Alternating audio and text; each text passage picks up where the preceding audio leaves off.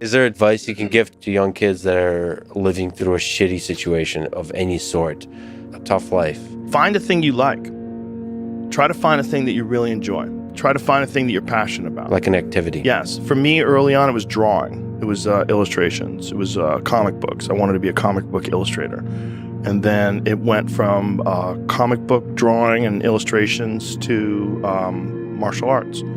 But it was just another thing that I was very, very passionate about. That was my vehicle out of my dilemma. That was my vehicle out of my own anxiety and trauma and my own issues and insecurities. And find something. Find a thing that you genuinely enjoy, because getting good at things you genuinely enjoy is extremely beneficial for young people, because it lets you know that, like, everybody thinks they're a loser. Every young person thinks they're a loser, at least a young person in the situation I was at. I didn't know I wasn't a loser until I started winning, until I started doing martial arts. Martial arts taught me that, like, I could get better at stuff, that I wasn't really a loser. I just was someone who was, like, in a fucked up situation. But you could channel all that energy that you have as a young person into something and get better at it. And then all of a sudden people admired me. I was like, this is crazy. So I went from being someone who was incredibly insecure and basically a failure to someone who was really successful at this one thing that was very dangerous, that other people were scared of. And that gave me immense confidence, and also a real understanding of the direct correlation between hard work and success. And also an understanding that you can't listen to people. Because even my parents didn't want me to do martial arts. They didn't want me to fight. They didn't want me to do stand-up. There's, like, you have to understand who you are, and then in the face of other people's either criticism or, you know, lack of faith in your ability to succeed, you push through, and there's great benefit in that. And then you realize that you can kind of apply that to other things in life. You can apply that to critics, you can apply that to social media commentators, you can apply that to a lot of things. And I don't think people are happy if they don't have puzzles and complex tasks and things that are interesting to them, whether it's an art project or whether it's learning something completely new like stand-up comedy. Like, doing things that are difficult it's as much of a nourishment of the mind as food is a nourishment of the body.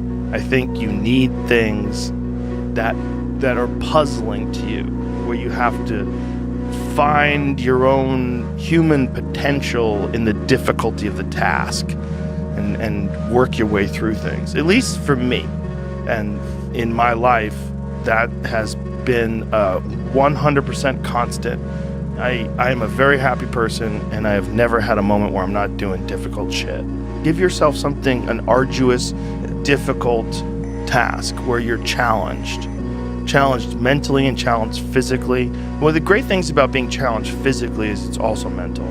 The people that don't understand that have never really been challenged physically. People that think that physical challenges are just physical. It's just brute grunt work. It's not. It's emotional intelligence. It's understanding your desire to quit and conquering your inner bitch. All that stuff it's mental. It's playing out inside your head. And there's a mental strength that you acquire from that you can apply to intellectual pursuits. And the people that don't think that are the people that haven't attempted them. And there's an arrogance to people that only pursue intellectual exercises, only pursue intellectual things, and don't pursue anything physical. That the physical stuff is base, it's grunt work, it's primal, it's not necessary. I don't think that's accurate. For most people, I think you can really benefit from physical struggle, and you benefit from it in a mental way. And I think that is overlooked. That's unfortunately overlooked by academics and intellectuals.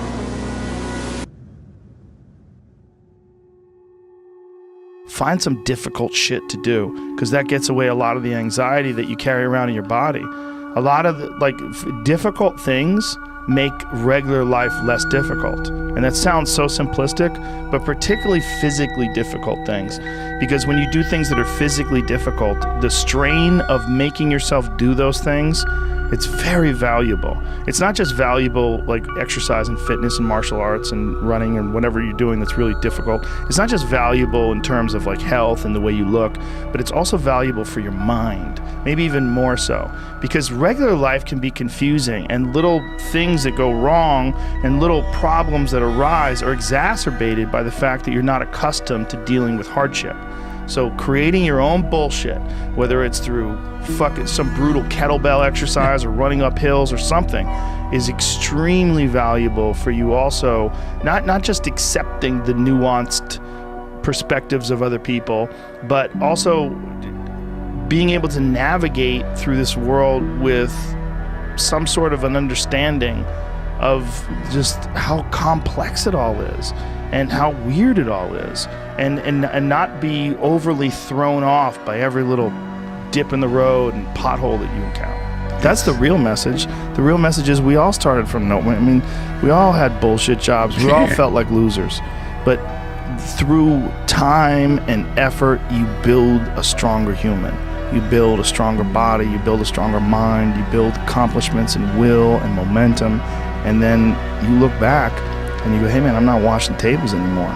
You know, I'm not washing dishes. I'm not cutting lawns. I'm not digging ditches.